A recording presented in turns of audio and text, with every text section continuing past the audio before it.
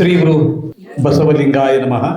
ಪ್ರಥಮಂತು ಬಸವಣ್ಣ, ದ್ವಿತೀಯಂತು ಲಿಂಗ, ತೃತೀಯಂತು ತತ್ವ ಬ್ರಹ್ಮಾಂಡ. ಅಕಳಂಕ ಗುಣನಿಧಿ ಚಿದಾನಂದ ರೂಪ ಬಸವಂಗೆ ಆನು ಬಕುತನಾದನಯ್ಯ ಯೋಗಿನಾಥ. ಸದಾ ಸ್ಮರಣೀಯರಾದ ಲೋಕಹಿತ ಚಿಂತಕರಾದ ಬಸವಾದಿ ಶಿವಶರಣರನ್ನು ನನ್ನ ಮನೋಮಂದಿರದಲ್ಲಿ ಭಕ್ತಿಯಿಂದ ಸ್ಮರಣೆ ಮಾಡಿಕೊಂಡು, ಈ ನಾಡಿನಲ್ಲಿ ಬಸವ ಜಯಂತಿಯನ್ನು ಮೊಟ್ಟ ಮೊದಲಿಗೆ ಅಂದರೆ 1913ರಲ್ಲಿ ದಾವಣಗೆರೆಯಲ್ಲಿ ಆರಂಭ ಮಾಡಲು ಕಾರಣೀಕರ್ತರಾದ ನಿರಂಜನ ಶರಣ, ಕರ್ನಾಟಕದ ಗಾಂಧಿ, ರಾಷ್ಟ್ರಧರ್ಮ ದೃಷ್ಟಾರ, ಲಿಂಗೈಕ್ಯ ಹರ್ಡೇಕರ್ ಮಂಜಪ್ಪನವರನ್ನು, ಲಿಂಗೈಕ್ಯ ಪೂಜ್ಯ ಮೃತ್ಯುಂಜಯಪ್ಪಗಳವರನ್ನು ನಿತ್ಯ ಸ್ಮರಣೆ ಮಾಡಿಕೊಂಡು 12ನೇ ಶತಮಾನದ ಬಸವಾದಿ ಶಿವಶರಣರ ವಚನ ಸಾಹಿತ್ಯವು ಕಣ್ಣು ಮರೆ ಮಣ್ಣು ಮರೆ ಆಗುತ್ತಿರುವ ಸಂದರ್ಭದಲ್ಲಿ ತಮ್ಮ ವಕೀಲಿಕೆ ವೃತ್ತಿಯನ್ನು ಬದಿಗೆ ಸರಿಸಿ ವಚನ ಸಾಹಿತ್ಯವೇ ತಮ್ಮ ಪ್ರಾಣ, ವಚನ ಸಾಹಿತ್ಯವೇ ತಮ್ಮ ಜೀವಾಳವೆಂದು ಬಗೆದು ವಚನ ಸಾಹಿತ್ಯವನ್ನು ಹುಡುಕುವುದಕ್ಕಾಗಿ ನಾಡಿನ ಮನೆ ಮನೆಗಳಿಗೆ, ಮಠ ಮಠಗಳಿಗೆ ಅಡ್ಡಾಡಿ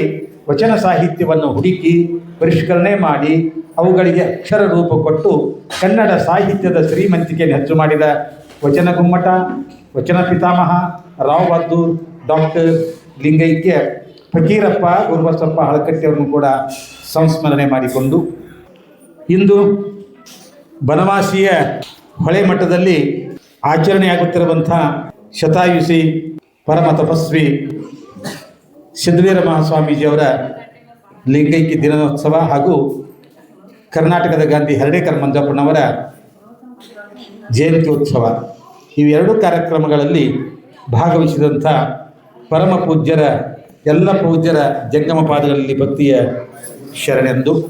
ಒಬ್ಬೊಬ್ಬರು ಅನ್ನೋದು ಗಾಂಧಿಯಾಗಿ ಹೋಗಿದ್ದಾರೆ. ಗಾಂಧಿ ಮಹಾತ್ಮ ಅನಿಸಿಕೊಂಡವ MK ಗಾಂಧಿ, ಮೋಹನ್ ದಾಸ್ ಕರಮ್ಚಂದ್ರ ಗಾಂಧಿ ಅವರು ಮಹಾತ್ಮ ಅನಿಸಿಕೊಂಡ್ರು. ಗಡಿನಾಡ ಗಾಂಧಿ ಅಂತ ಹೇಳಿ ಖಾನ್ ಅಬ್ದುಲ್ ಗಫಾರ್ ಖಾನ್ ಅವರು ಅನಿಸಿಕೊಂಡ್ರು. ಆಮೇಲೆ ದಕ್ಷಿಣ ಆಫ್ರಿಕಾದ ಗಾಂಧಿ ಅಂಥೇಳಿ ನೆಲ್ಸನ್ ಮಂಡೇಲಾ ಅವರು ಅನಿಸಿಕೊಂಡ್ರು.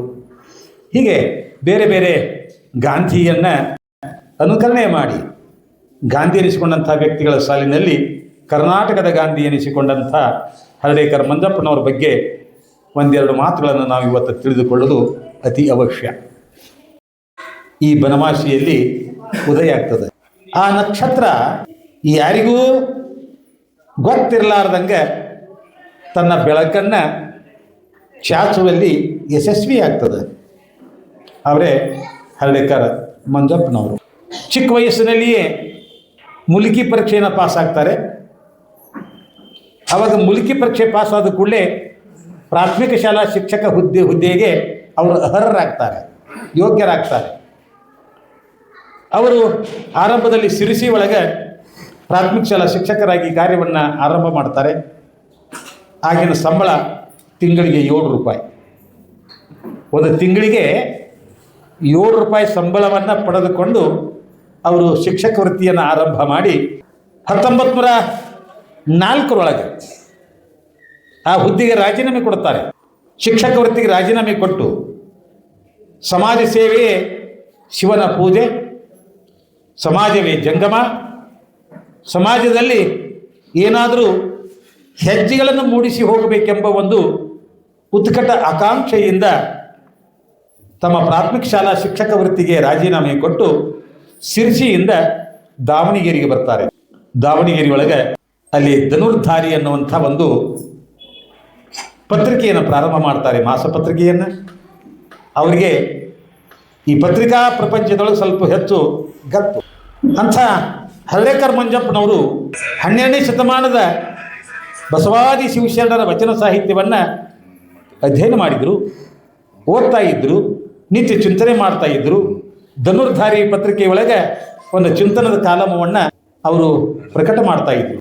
ಅಂಥ ಹರ್ಡೇಕರ್ ಮಂಜಪ್ಪನವರು ಪತ್ರಿಕೆಯನ್ನು ಕೊಂಡು ಓದುವರ ಸಂಖ್ಯೆ ವಿರಳವಾಗಿರುವಂಥ ಸಂದರ್ಭದಲ್ಲಿ ಪತ್ರಿಕೆಯನ್ನು ನಡೆಸೋದು ಅಷ್ಟು ಸುಲಭ ಅಲ್ಲ. ಆದರೂ ಕೂಡ ಬಹಳಷ್ಟು ಪ್ರಯಾಸಪಟ್ಟು ಮನೆ ಮನೆಗೆ ಹೋಗಿ ಪತ್ರಿಕೆಯನ್ನು ಮುಟ್ಟಿಸಿ ಅದರ ಸಾಧಕ ಬಾಧಕಗಳನ್ನು ಅವರಿಂದ ತಿಳಿದುಕೊಂಡು ಮುಂದಿನ ಸಂಚಿಕೆ ಪ್ರಕಟ ಆಗುವುದರಾಗ ಅದರ ಸಾಧಕ ಬಾಧಕಗಳನ್ನೆಲ್ಲ ಪೂರೈಕೆ ಮಾಡ್ತಾ ಇದ್ರು.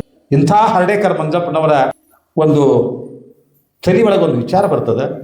ನಮ್ಮ ಧರ್ಮ ಸ್ಥಾಪಕ ಬಸವಣ್ಣನವರು, ಆ ಬಸವಣ್ಣನವರ ಜಯಂತಿ ನಮ್ಮ ಜನ ಮಾಡ್ತಾ ಇರಲಿಲ್ಲ.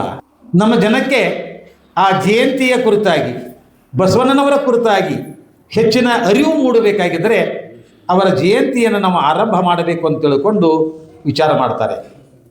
ಆವಾಗ ದಾವಣಗೆರೆಯ ವಿರಕ್ತ ಮಠದೊಳಗೆ ಪೂಜ್ಯ ಮೃತ್ಯುಂಜಯ ಸ್ವಾಮಿಗಳವರು ಮುರುಗೇಂದ್ರ ಶಿವಯೋಗಿಗಳ ಶಿಷ್ಯರು, ಅಥಣಿ ಮುರುಗೇಂದ್ರ ಶಿವಯೋಗಿಗಳ ಶಿಷ್ಯರು ಮೃತ್ಯುಂಜಯ ಅಪ್ಪಗಳವರು ಅಲ್ಲಿ ವಿರಕ್ತ ಮಠದ ಪೂಜ್ಯರಾಗಿರ್ತಾರೆ. ಅವರಿನ್ನೂ ಧಾರವಾಡಕ್ಕಾಗಿರಂಗಿಲ್ಲ.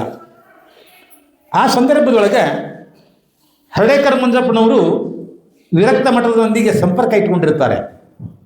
ಅವರ ಜೊತೆಗೆ ಹೋಗಿ ಇದ್ರ ಕುರಿತಾದಂಥ ಚಿಂತನೆಯನ್ನು ಮಾಡಿ ಆವಾಗ ಮೃತ್ಯುಂಜಯ ಅಪ್ಪಳವರು ಅನಿಸ್ತು, ಹೌದಲ್ಲ, ಅಪ್ಪನವರ ವಚನಗಳನ್ನು ನಮ್ಮ ಗುರುಗಳು ಬಹಳ ಶ್ರದ್ಧೆಯಿಂದ, ನಿಷ್ಠೆಯಿಂದ, ಗೌರವದಿಂದ ಅಧ್ಯಯನ ಮಾಡ್ತಾ ಇದ್ದಾರೆ.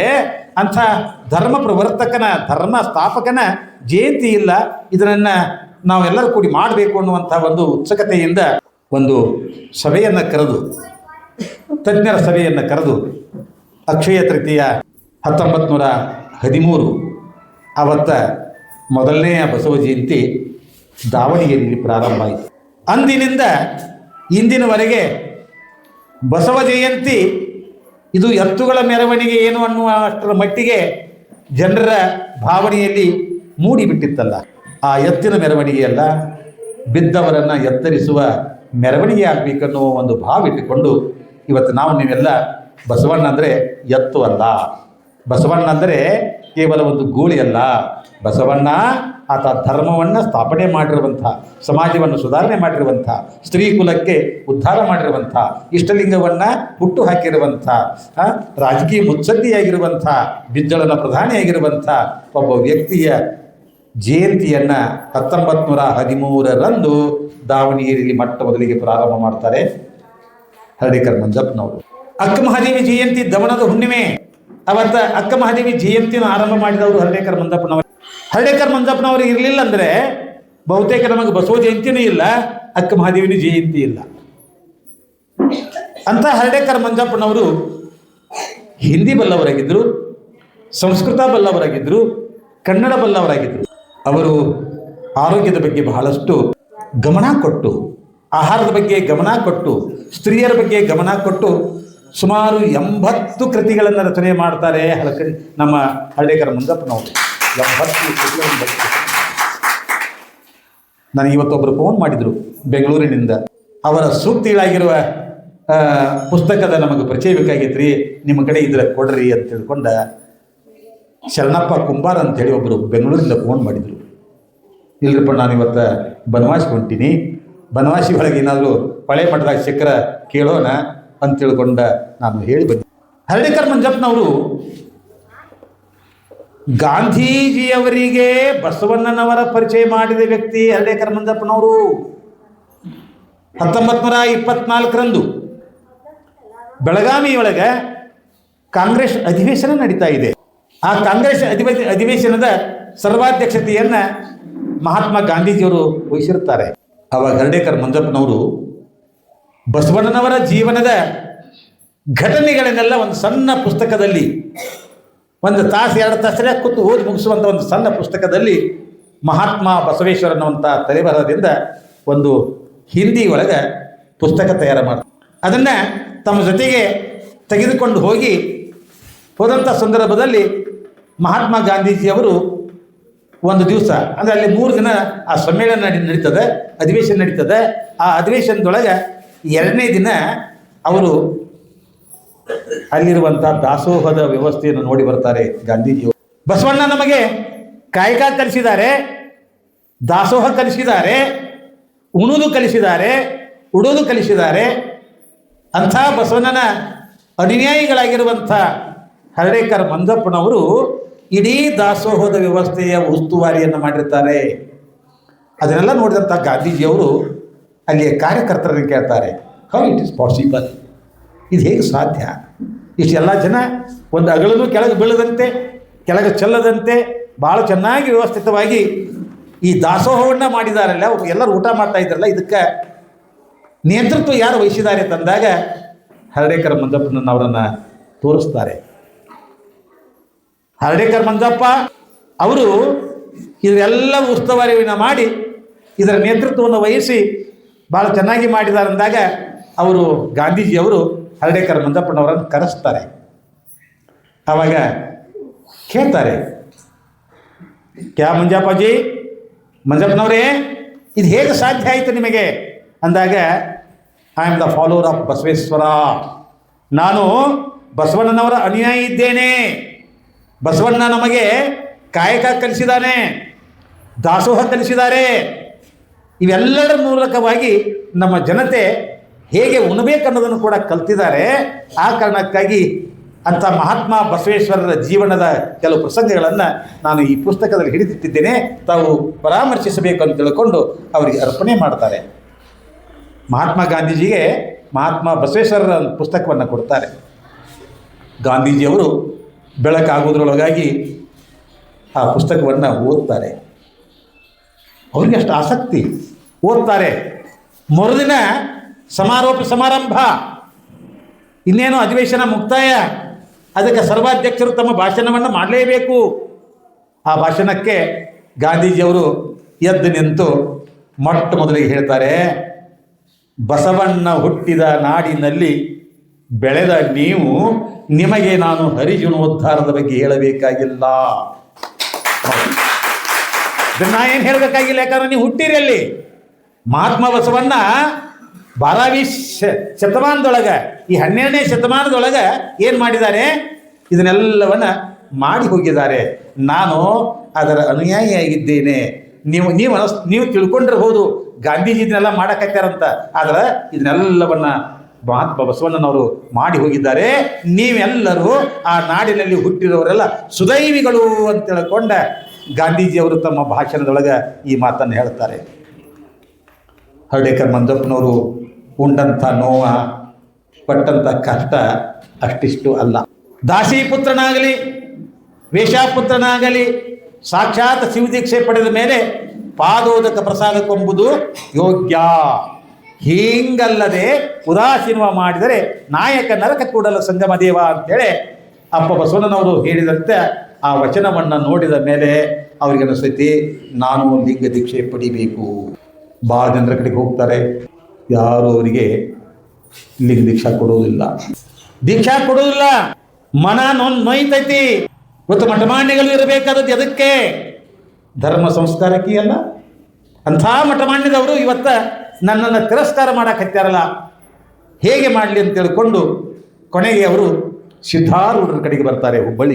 ಹುಬ್ಬಳ್ಳಿ ಸಿದ್ಧಾರೂಢರ ಕಡೆಗೆ ಹೋಗಿ, ಅಪ್ಪ ನನಗೆ ಧರ್ಮ ಸಂಸ್ಕಾರವನ್ನು ಕೊಡ್ರಿ ಅಂತ ಅಂಗಲಾಚಿ ಬೇಡಿಕೊಂಡ್ರೆ ಯಾವ ಮಠಾಧೀಶರು ನನಗೆ ಧರ್ಮ ಸಂಸ್ಕಾರ ಕೊಡಲಿಲ್ಲ. ಅದಕ್ಕೆ ತಾವು ನನಗೆ ಧರ್ಮ ಸಂಸ್ಕಾರ ಕೊಡಬೇಕು ಅಂತೇಳಿ ಸಿದ್ಧಾರೂಢರನ್ನು ಕೇಳ್ತಾರೆ. ಅವ್ರು ಹೇಳ್ತಾರೆ, ಆ ಕೆಲಸ ನನ್ನಿಂದ ಆಗುವುದಿಲ್ಲಪ್ಪ, ನೇರವಾಗಿ ಅತನಿಗೆ ಹೋಗು. ಮಂಜಪ್ಪನವರನ್ನು ಸಿದ್ಧಾರೂಢರು ಹುಬ್ಬಳ್ಳಿಯಿಂದ ಅತನಿ ಕಳಿಸ್ತಾರೆ. ನೇರವಾಗಿ ಹುಬ್ಬಳ್ಳಿಯಿಂದ ಅತನಿಗೆ ಬಂದಿರುವಂಥ ಮಂಜಪ್ಪನವರು ಮುರುಗೇಂದ್ರ ಶಿವಗಳ ದರ್ಶನ ಮಾಡ್ಕೋತಾರೆ. ಗಚ್ಚಿನ ಮಠಕ್ಕೆ ಹೋಗಿ ಒಬ್ಬ ಶಿವಯೋಗಿ ಹೇಗಿರ್ತಾನೆ, ಶಿವಯೋಗಿ ಲಕ್ಷಣ ಏನು ಅನ್ನೋದನ್ನು ಮುರುಗೇಂದ್ರ ಅಪ್ಪಗಳವರನ್ನ ಕಂಡು ನಾವು ವ್ಯಾಖ್ಯೆ ಬರಿಬೇಕಾಗ್ತದೆ. ಅಷ್ಟು ಕಟ್ಟುನಿಟ್ಟಿನಿಂದ ಲಿಂಗಾನುಸಂಧಾನ ಮಾಡಿ ವಚನ ಸಾಹಿತ್ಯವನ್ನು ಬೆನ್ನ ಮೇಲೆ ಕಟ್ಟಿಕೊಂಡು ವಚನ ಸಾಹಿತ್ಯವನ್ನು ತಾವು ಮಲಗುವ ಮಂಚದ ಮೇಲೆ ಇಟ್ಟು ಒಬ್ಬ ಶ್ರೀಮಂತ ಇವರು ನೆಲಕ್ಕೆ ಮಲ್ಕೊಳ್ಳೋದನ್ನು ಕಂಡೆ ಒಂದು ಚಲೋ ಆಗಿರುವಂಥ ಮಂಚ ಮಾಡಿಸ್ಕೊಡ್ತಾರೆ. ಆ ಮಂಚವನ್ನು ತಂದು ಅಪ್ಪಗಳವರಿಗೆ ಅರ್ಪಣೆ ಮಾಡ್ತಾರೆ. ಆ ಶ್ರೀಮಂತರು, ಅಪ್ಪ ಅವರೇ ಇದರ ಮೇಲೆ ನೀವು ಪೌಡಿಸಬೇಕು ಅಂದು. ಅಪ್ಪ ಅವರು ಅದರ ಮೇಲೆ ಒಂದು ಗಾದಿ ಹಾಕಿ, ಆ ಗಾದಿ ಮೇಲೆ ಒಂದು ಚಲೋ ವಸ್ತ್ರ ಹಾಕಿ, ಆ ವಸ್ತ್ರದ ಮೇಲೆ ಅಪ್ಪ ಬಸವಣ್ಣನ ವಚನಗಳನ್ನು ಇಟ್ಟು ಹೇಳ್ತಾರೆ.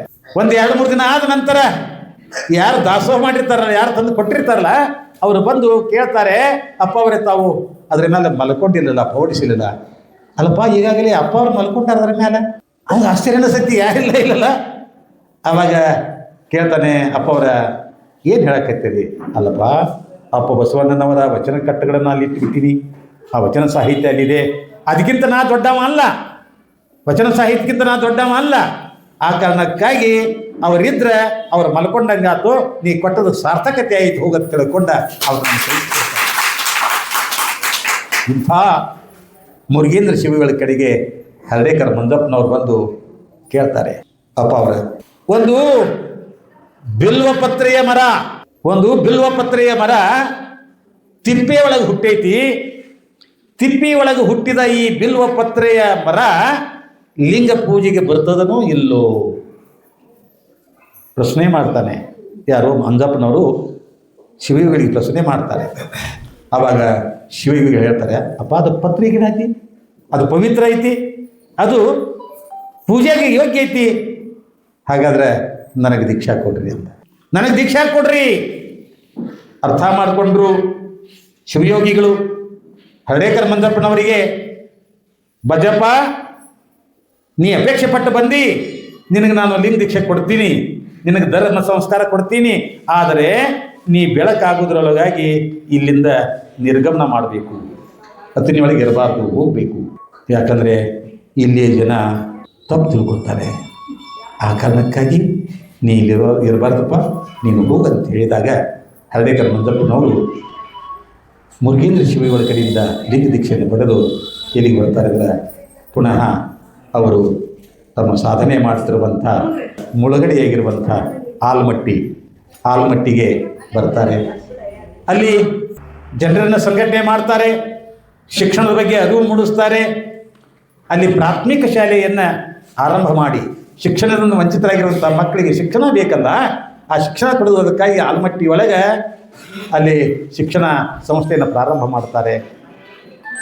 ಉಚಿತವಾದಂಥ ಶಿಕ್ಷಣ ನೀಡುತ್ತಾರೆ. ಇವತ್ತು ಆ ಶಿಕ್ಷಣ ಅದು ಎಲ್ಲಿವರೆಗೆ ಹೋಗಿತ್ತು ಅಂದ್ರೆ KG ಇಂದ PG ವರೆಗೆ ಹೋಗೈತಿ. ಆ ಸಂಸ್ಥೆ ಇವತ್ತು ಆಲ್ಮಟ್ಟಿ ಒಳಗೆ ಪ್ರಾಥಮಿಕ ಶಾಲೆ KG ಇಂದ ಕಿಂಡರ್ ಗಾರ್ಟನ್ದಿಂದ PG ವರೆಗೆ ಪೋಸ್ಟ್ ಗ್ರ್ಯಾಜುಯೇಷನ್ವರೆಗೆ ಆ ಸಂಸ್ಥೆ ಇವತ್ತು ಬೆಳೆದು ದೊಡ್ಡದಾಗಿದೆ. ಆ ಸ್ಥಳದಲ್ಲಿ ಇವತ್ತು ಹರ್ಡೇಕರ್ ಮಂಜಪ್ಪನವರ ಒಂದು ಸ್ಮಾರಕವನ್ನು ಕೂಡ ಅಲ್ಲಿ ಭವ್ಯವಾದಂಥ ಸುಮಾರು 20 ಎಕರೆ ಜಾಗದೊಳಗೆ ಆ ಸ್ಮಾರಕ ಭವನವನ್ನು ನಿರ್ಮಾಣ ಮಾಡಿದ್ದಾರೆ. ಆ ಸ್ಮಾರಕ ಭವನದೊಳಗೆ ನಾನು 7 ದಿನ ಅಲ್ಲಿ ಅನುಷ್ಠಾನ ಮಾಡಿ ಬಂದಿದ್ದೇನೆ. ಅಲ್ಲಿ ನಿಸರ್ಗೋಪಚಾರ ಮಾಡಿವೆ. ಯಾಕಂದ್ರೆ ಹರ್ಡೇಕರ್ ಮಂಜಪ್ಪನವರು ನಿಸರ್ಗ ಪ್ರೇಮಿಗಳು, ನಿಸರ್ಗೋಪಚಾರವನ್ನು ಮಾಡುವಂಥವರು, ಆಹಾರದ ಬಗ್ಗೆ ಬಹಳ ಕಾಳಜಿ ಇಟ್ಟಂಥವರು, ಆರೋಗ್ಯದ ಬಗ್ಗೆ ಬಹಳ ಕಾಳಜಿ ಇಟ್ಟಂಥವರು. ಅಂಥ ಶಿಬಿರವನ್ನು ಅಲ್ಲಿ ಮಾಡಿ ಅನುಷ್ಠಾನ ಮಾಡಿ ಬಂದಿದ್ದೇನೆ. ಅಂಥ ಆಲಮಟ್ಟಿ ಪರಿಸರದೊಳಗೆ ಅವರು 1947 ಈ ದೇಹವನ್ನು ತ್ಯಾಗ ಮಾಡ್ತಾರೆ. ಅದು ಆಲ್ಮಟ್ಟಿ ಒಳಗೆ ಅವರು ಸಂಸ್ಕಾರ ಆಗ್ತೈತಿ. ಆದರೆ ಇವತ್ತು ಆ ಸಂಸ್ಕಾರದ ಜಾಗ ಆಲ್ಮಟ್ಟಿ ಹಿನ್ನೀರಿನ ಜಾಗದೊಳಗೆ ಅದೇನಾಗೈತಿ, ಮುಳುಗಡೆಯಾಗಿ ಹೋಗೈತಿ. ಆದರೆ ಮತ್ತೊಂದು ಸ್ಥಳವನ್ನು ಇವತ್ತು ಸರ್ಕಾರ ಕೊಟ್ಟು ಅದಕ್ಕೆ ಗದಗಿನ ತೋಟದಾರ್ಯ ಲಿಂಗೈಕ್ಯ ಜಗದ್ಗುರು ಡಾಕ್ಟರ್ ಸಿದ್ಧಲಿಂಗ ಮಹಾಸ್ವಾಮೀಜಿಯವರ ಒಂದು ಕೃಪಾಶೀರ್ವಾದದಿಂದ, ಅವರ ಪ್ರೇರಣೆಯಿಂದ ಅಲ್ಲಿ ಒಂದು ಸ್ಮಾರಕ ಭವನ ನಿರ್ಮಾಣವಾಗಿದೆ. ಒಂದು ಅಮೃತ ಶಿಲೆಯ ಪುತ್ಥಳಿಯ ಅನಾವರಣವಾಗಿದೆ. ಅಂಥ ಒಬ್ಬ ಹರ್ಡೇಕರ್ ಮಂಜಪ್ಪನವರ ಕುರಿತಾದಂಥ ವಿಚಾರಗಳನ್ನು ನಾವು ಒಂದೊಂದಾಗಿ ನಾವು ಅರ್ಥ ಮಾಡಿಕೊಳ್ಳಬೇಕಾಗಿದೆ.